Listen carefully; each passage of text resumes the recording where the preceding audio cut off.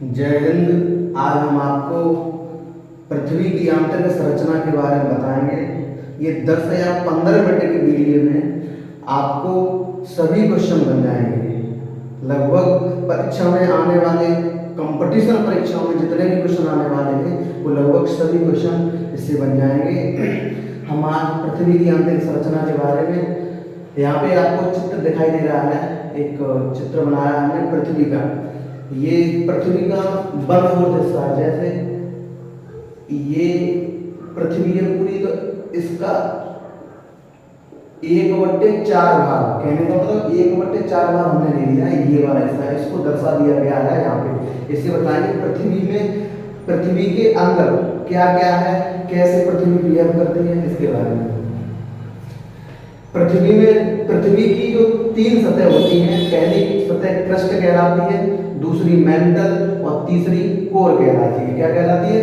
पहली crust, mental और core कहलाती है। इसकी दूरी कुल नीचे तक 0 किलोमीटर से 6371 किलोमीटर तक का रेंज होती है। 6300 पृथ्वी नीचे तक 6371 किलोमीटर नीचे तक है। जो पहली परत होती है क्रस्ट 0 से 100 किलोमीटर और 100 किलोमीटर से 2900 किलोमीटर तक आपकी मेंटल और 2900 किलोमीटर से 6371 किलोमीटर का भाग आपका कोर का कहलाता है। सबसे नीचे परत ये है।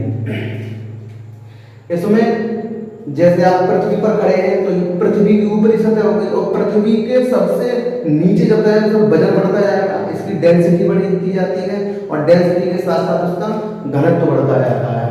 सबसे पहले देखेंगे हम क्रस्ट के बारे में। इसका क्रस्ट नाम दिया गया है, यहाँ लिख दिया गया है क्रस्ट। पहली परत को क्रस्ट बोलते हैं।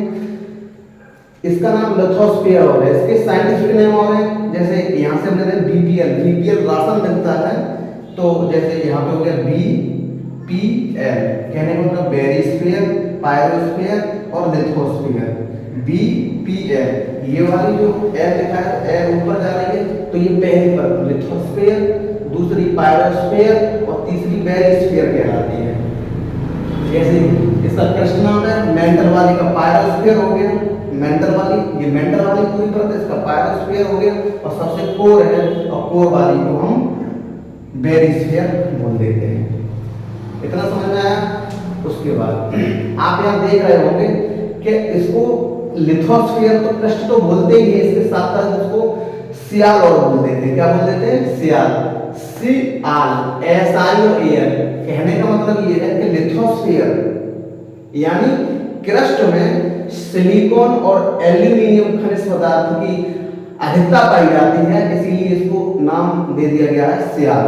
दूसरी परत मेंटल में सिलिकॉन और मैग्नीशियम पाया जाता है, इसीलिए मेंटल परत का नाम सीमा रख दिया गया है, सीमा यहाँ पे लिख दिया गया है। तीसरी परत जो कोर है, कोर को बेरिस्फीयर तो बोलते ही हैं। इसमें निकेल और फेरस, लोहा, निकेल या लोहा की अधिकता पाई जाती है, इसलिए इसको निकेल और नीफे बोला जाता है। ठीक है। जब पृथ्वी नीचे तक चली जाएगी तो वजन बढ़ेगा, तो वजन के साथ साथ इसका घनत्व बढ़ेगा, और घनत्व के साथ साथ इसका टेम्परेचर भी बढ़ता चला जाएगा। कहने का मतलब ये है कि इसमें 20 डिग्री से 30 सेंटीग्रेड तक, वो 30 डिग्री तक, 20 डिग्री से 30 डिग्री पर किलोमीटर पर टेम्परेचर इंक्रीज होता रहता है। जो 40 किलोमीटर लिखा है उसमें ये दिया गया है कि 40 किलोमीटर के बाद अगर आप 1 किलोमीटर भी चलेंगे तो 20 डिग्री से 30 सेंटीग्रेड टेम्परेचर बढ़ जाएगा। ठीक है। उसके बाद इसमें यहाँ पे 11 किलोमीटर यहाँ पे लिखा जाएगा 11 किलोमीटर पर एक कोनार्ड डिस्कंटिन्यूटी पाई जाती है। पहले चर्चा कर लेते हैं क्रस्ट की। क्रस्ट में एक कोनार्ड डिस्कंटिन्यूटी पाई जाती है। डिस्कंटिन्यूटी का मतलब होता है वह क्षेत्र जिसमें ऊपर की परत के और नीचे की परत के दोनों के लक्षण पाए जाते हैं, उसे डिस्कंटिन्यूटी कहते हैं। इसमें कोनार्ड डिस्कंटिन्यूटी पाई जाती है। इसका जो टेम्परेचर होता है लिथोस्फीयर का, क्रस्ट का या सियाल का जो टेम्परेचर होता है वो 800 डिग्री सेंटीग्रेड से 1200 डिग्री सेंटीग्रेड होता है। कह सकते हैं कि इसमें जो एवरेज टेम्परेचर होगा वो 1000 डिग्री टेम्परेचर होगा, 1000 डिग्री सेंटीग्रेड। एवरेज टेम्परेचर इसका 1000 डिग्री सेंटीग्रेड रहेगा।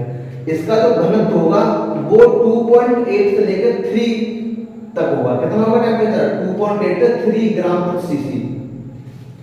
उसके बाद 100 किलोमीटर से 2900 किलोमीटर तक की मेंटल परत होती है। इसके दो भाग होते हैं, हर परत के दो भाग होते हैं। इसको अपर क्रस्ट, नीचे वाली को लोअर क्रस्ट, ऊपर मेंटल में आ जाएंगे तो मेंटल वाली ऊपर वाली को अपर मेंटल, नीचे वाली को लोअर मेंटल।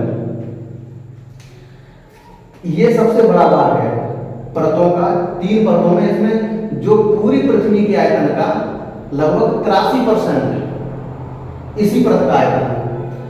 मास पूरी पृथ्वी के द्रव्यमान का 67 द्रव्यमान इसी में पाया जाता है। इसमें इसका टेम्परेचर जो अपर मेंटल है उसका टेम्परेचर 3000 डिग्री सेंटीग्रेड और लोअर मेंटल का टेम्परेचर 3700 डिग्री सेंटीग्रेड है। इसमें भी 1000 किलोमीटर की दूरी पर एक रैपिड डिस्कॉन्टिन्यूटी पाई जाती है, रैपिड डिस्कॉन्टिन्यूटी। उसके बाद 2780 किलोमीटर की दूरी पर एक डैम डिस्कॉन्टिन्यूटी पाई जाती है, DAHM, डैम डिस्कॉन्टिन्यूटी पाई जाती है। 2900 किलोमीटर बाद कोर स्टार्ट हो जाती है। ऊपर वाली को अपर कोर और नीचे वाली को लोअर कोर बोलते हैं। इसकी घनत्व की, मेंटल के घनत्व की बात करें तो इसका अपर मेंटल का जो घनत्व होगा 4.7 ग्राम प्रति सीसी होगा और इसका होगा 5.5 ग्राम प्रति सीसी। इसका अगर एवरेज टेम्परेचर की बात करें तो एवरेज टेम्परेचर होगा 5.5, जो कि हमारी पूरी पृथ्वी का टेम्परेचर। अगर हम अपनी पृथ्वी का औसत घनत्व की बात करें, पृथ्वी के औसत घनत्व की बात करें तो 5.5 पूरी पृथ्वी का औसत घनत्व होगा। 2900 किलोमीटर से 6371 किलोमीटर की दूरी पर कोर पाई जाती है। ये पृथ्वी की सबसे नीचे वाली परत है और इसका जो टेम्परेचर रहता है 4500 डिग्री सेंटीग्रेड और इसका घनत्व रहता है 9 ग्राम प्रति सीसी। नीचे वाली जो परत होती है लोअर कोर, और लोअर कोर का टेम्परेचर 5500 डिग्री सेंटीग्रेड होता है और इसका जो घनत्व होता है 11 ग्राम प्रति सीसी होता है। अब बात कर लेते हैं लिथोस्फीयर वाली परत की। लिथोस्फीयर में जो चट्टान होती है आप देखते होंगे, जो लिथोस्फीयर परत होती है वो हमारी ऊपरी परत है और जो ऊपरी परत है उसमें समुद्र भी पाया जाता है और जमीन भी, महाद्वीप भी पाए जाते हैं। तो जो महाद्वीपीय चट्टानें होती हैं वो ग्रेनाइट और नीस की बनाई जाती हैं या नीस की बनी हुई होती हैं। महाद्वीपीय चट्टानें ग्रेनाइट और नीस की बनी होती हैं और महासागरीय चट्टानें बेसाल्ट की बनी होती हैं। आप इससे याद रख सकते हैं, सागरों में नमक पाया जाता है, साल्ट पाया जाता है, इससे याद रख सकते हैं बेसाल्ट। जो आपकी मेंटल होती है, मेंटल की चट्टान बनी होती है बेसाल्ट और गैब्रो की बनी होती है।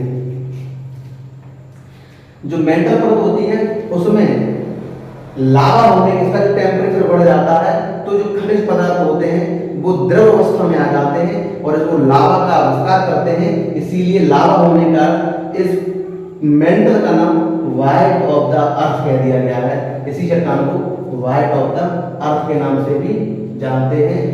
धन्यवाद। आशा करता हूं कि आपको ये समझ में आया होगा।